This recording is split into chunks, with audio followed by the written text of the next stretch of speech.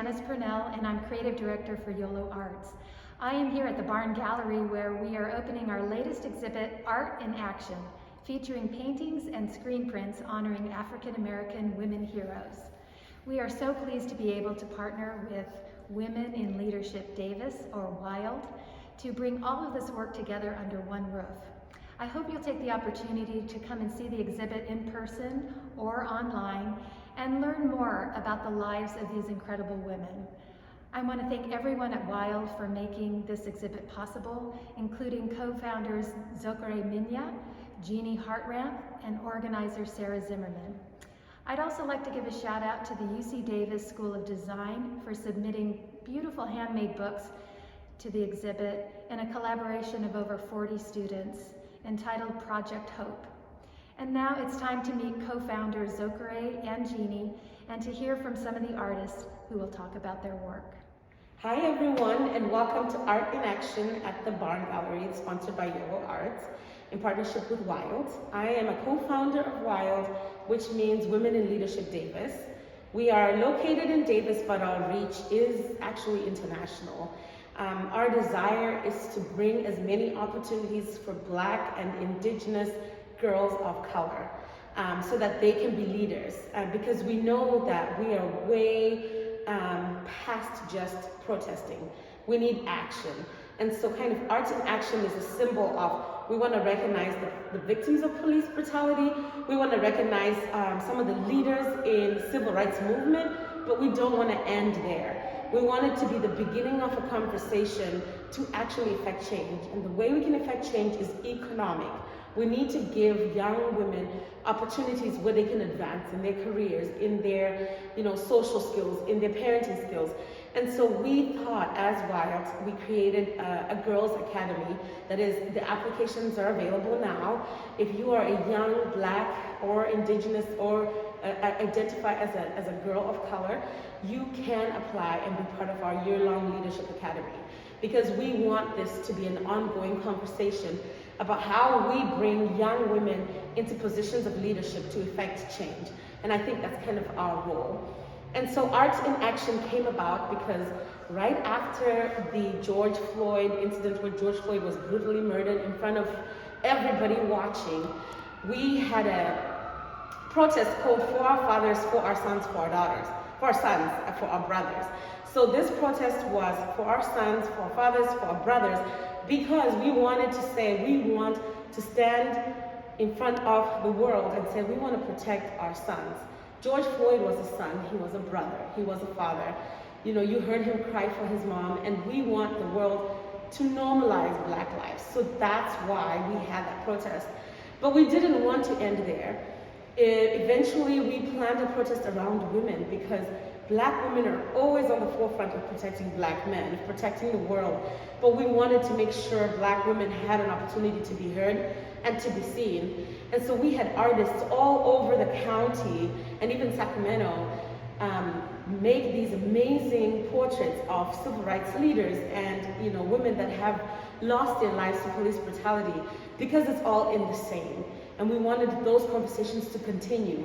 We wanted specifically our protest to be about families, because we want parents to have conversations with their children in their homes. So we don't want us to be the people that make those conversations happen. We want the children and the parents to protest while they're already having those conversations, so that we can effect change. We really realize it starts in the home. It starts with us. It starts with how we're talking to our children. It starts with normalizing Black lives. So we want to use art as a medium to protest, and we did.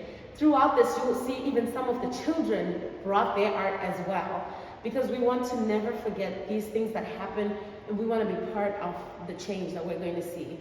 So please visit WILD Events Davis. That's our social media. Our website is up on the website here. Partner with us if you have ideas of how best we can have mentors. If you would like to be a mentor, anybody can be a mentor. If you would like to be a mentor in our program, we invite you, male, female. We embrace everyone for who you are, and we welcome you to be a part of this change. And I said, and I always say, change starts with economic change. So we cannot affect Black lives without money. So please donate to Wild. We are run as a sorority. 100% of our work comes from donations. So if you can do any kind of organizing towards fundraising for us, with us, donate, so that we can continue to do our work. You will see us organize more protests. We had an art walk in downtown Davis. We have this art in action here at the Barn Gallery. It's going to be here for a while. Visit with your friends and family. Use this as a point of action and not a point to say we're here to enjoy the art, but let's go home, let's effect change, and let's talk about these issues. Thank you very much. Hi, my name is Jeannie Hartranft, and I am a co-founder of Women in Leadership Davis, or WILD as we like to be called. WILD began with the Men's March in Father's Day last year, 2020, and I happened to be part of the volunteers. I actually became the volunteer coordinator because of my good friend, Zokarai Minya. And from that afterwards, I said, who are these great, strong women leaders? I said, what group is this? And she said, we're not a group. And I said, we need to be a group. I said, we need to harness all of the energy, all of the passion from all of these women. And so we became WILD. One of the main goals of WILD is to educate our community and bring awareness to systemic barriers to success facing women of marginalized groups through community events like this one, Art in Action. And we love to pair our resources with other resources with similar interests, similar goals, like YoloArts. We are so honored to have this second, or third, it's our third now, exhibit of these wonderful Black women heroes. And the art is made by so many wonderful local artists, and we are thrilled to have every single one of them represented here in the gallery. We hope you enjoy the show, and please share this with others. Thank you.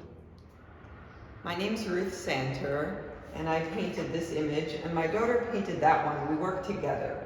We were really attracted by this project because we'd been talking a lot about all of the deaths over the summer and all of the actions that were taking place. And we wanted to do something that we felt we could do to just express our outrage. And as artists, we felt like painting these paintings was one way to connect in a visceral level. This is Charlena Lyles, and she was killed by the police for no good reason.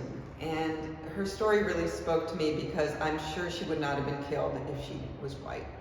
She put in a call to the police because she was having a problem with a domestic dispute. It was nothing serious, and the police just shot her. She was 90 pounds, 5'1", had 4 children, was pregnant with a 5th. One of her children had Downs. A person who had a lot on her plate and needed help, and instead was shot dead.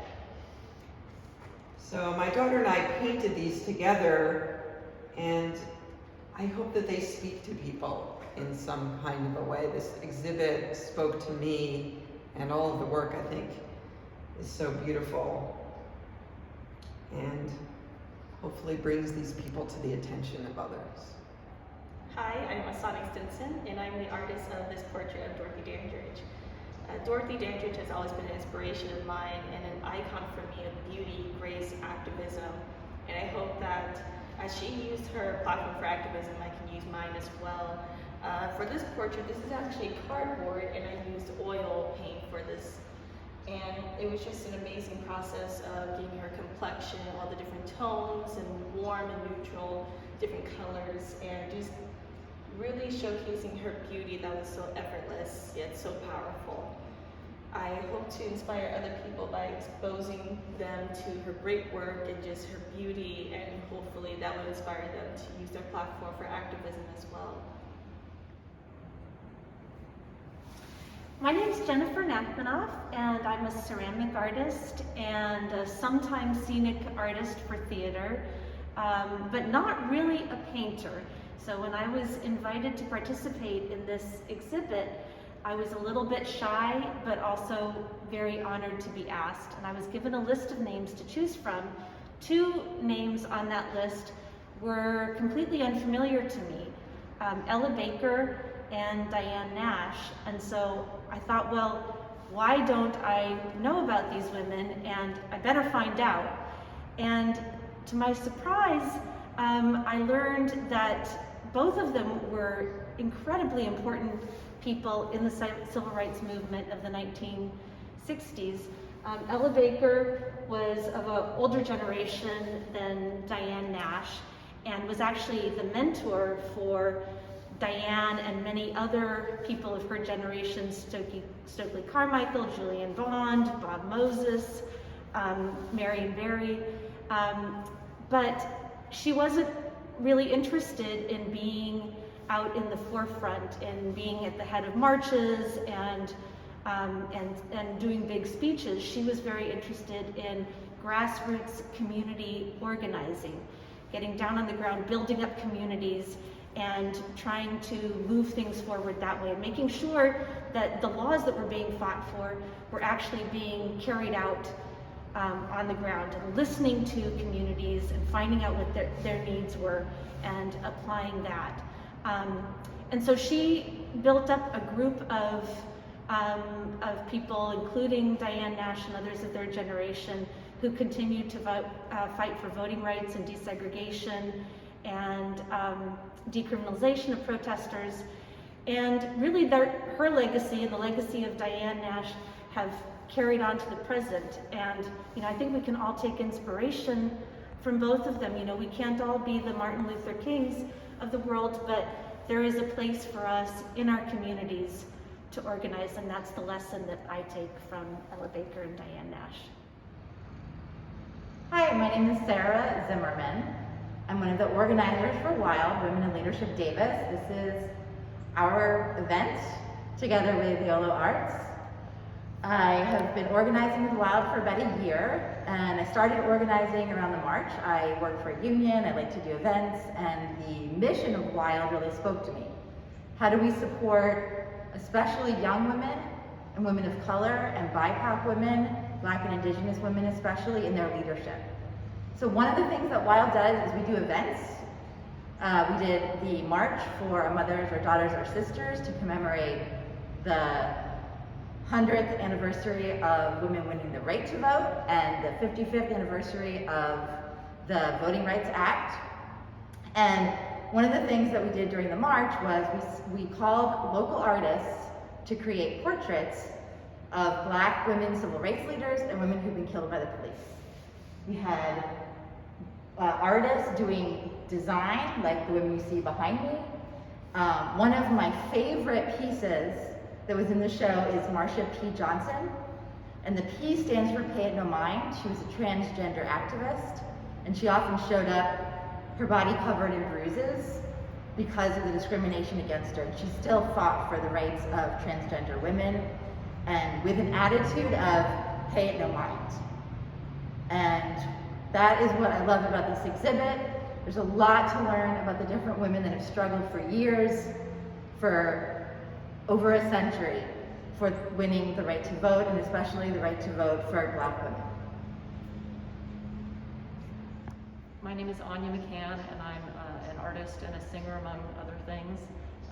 Billie Holiday has always been one of my favorite singers, and I was invited to join the Women's March and provide some art for carrying during the march.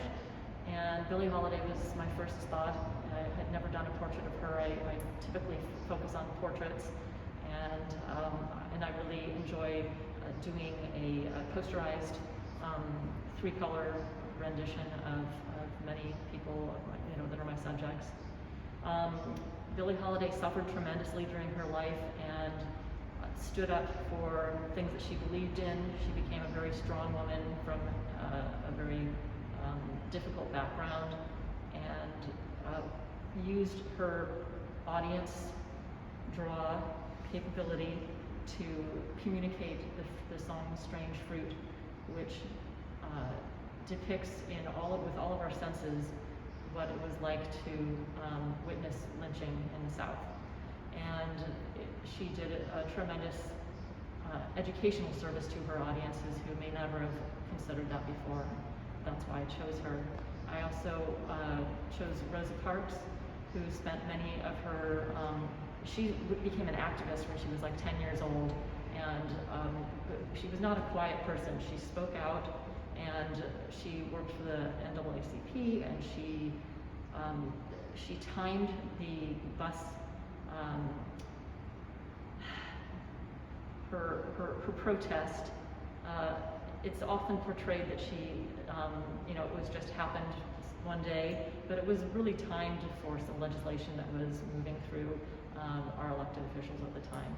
And she was a fighter her whole life, a freedom fighter.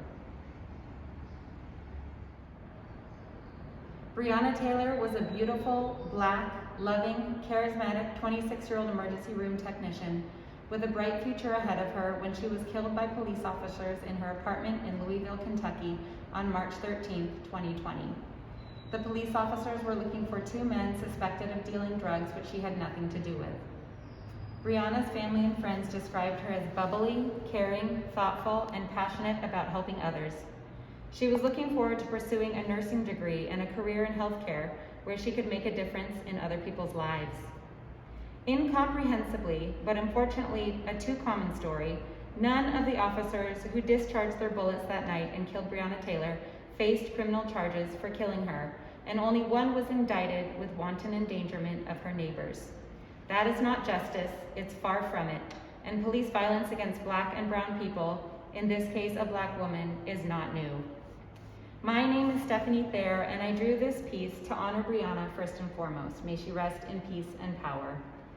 I also drew this piece as a call for racial justice and an end to police brutality. We must fight for social and racial justice in our society and a world filled with love, compassion, justice, and peace. Las vidas negras importan. Black lives matter. Thank you.